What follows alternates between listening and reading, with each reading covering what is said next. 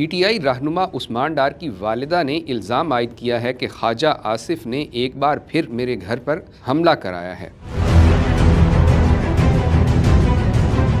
عثمان ڈار کی والدہ نے ایک ویڈیو بیان میں مسلم لیگ نون کے رہنما خواجہ آصف پر الزام عائد کرتے ہوئے کہا ہے کہ چیف جسٹس واقعے کا نوٹس لیں۔